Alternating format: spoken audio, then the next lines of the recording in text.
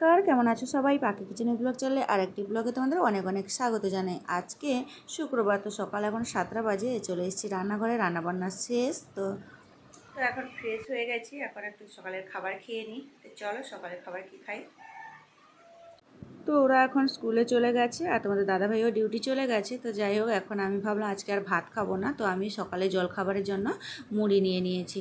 তো এখানে মুড়ি আর কফি ঘন্ট বেশ ভালোই লাগবে, তো তাই জন্য মুড়ি আর কফি ঘন্ট খেয়ে দিয়ে বেরিয়ে পড়লাম বাজারের দিকে।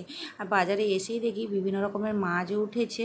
আর এখানে মাছের এই যে সমুদ্রের মাছগুলো পাওয়া যায় না, এই মাছগুলো কিন্তু ওজন করে বিক্রি হয় না। আর এই যে দেখতে পাচ্ছ 50 টাকা করে টমেটো, আলু, পেঁয়াজ এরকম করে সাজিয়ে রেখেছে। আর এদিকটাতে আছে 20 টাকা করে, আর ওই দিকটাতে ওজন করে বিক্রি করছে।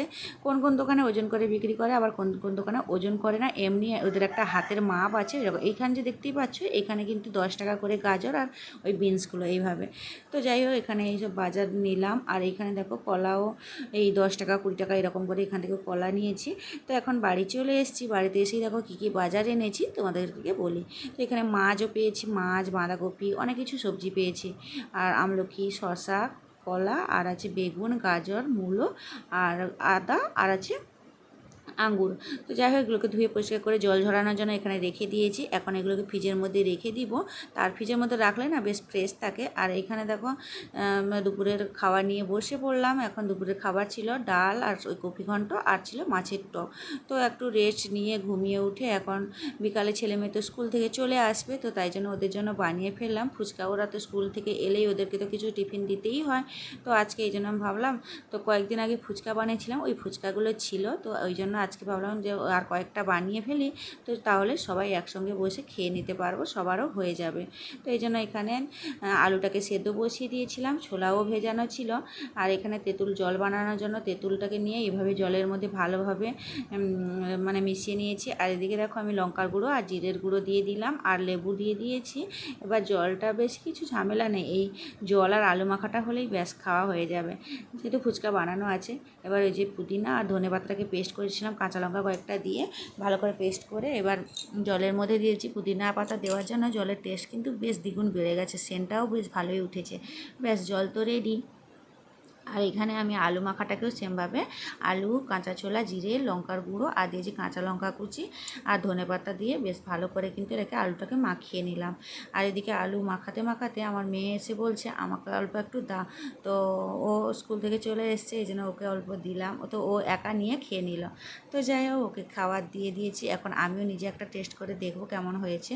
তো যাই হোক, আমি এমনি দেখলাম যে আর একটু জলজিরা, মানে ওই যে বিন লবণের মতো যে একটা জলজিরার প্যাকেট পাওয়া যায়, ওইটা দিলাম। তো ওইটা দিলেও আর একটু টেস্টটা দ্বিগুণ বেড়ে যায়। তো এই জন্য এটা দিয়ে ভালো করে, আমার মেয়ে এটাও বললো যে আমাকে এটা একটু অল্প হাতে দাও। তো ওকেও হাতে দিলাম। আর এদিকে দেখো জলটাও গোলানো হয়ে গেছে, আর এখানে আলুও মাখা হয়ে গেছে। এখন কিছুটা ধনে পাতা কুচি আলুর উপরে ছড়িয়ে দিলাম, ব্যাস আলু মাখা তেঁতুল জল রেডি। এখন খালি ফুচকা খাওয়ার পালা। তো এখন সবাই মিলে বসে পড়বো খাওয়ার জন্য। তো জলটাও বেশ টেস্টি হয়েছিল। তো আমার মেয়ে আবার এসেছে, বলছে আমাকে আরও একটা দাও। তো ওকে দিয়ে দিলাম, বলছে আমাকে খাইয়ে দাও।